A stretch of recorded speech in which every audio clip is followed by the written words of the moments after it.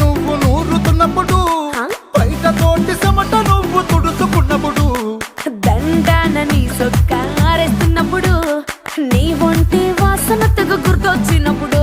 రెండు చేతులెత్తి జుట్టు ముడిసినప్పుడు, జండు కత్తుకొని పడుకున్నప్పుడు, అలసిపోయి నువ్వు ఆవలించినప్పుడు, వచ్చుండై ఫీలింగ్స్ వచ్చి వచ్చి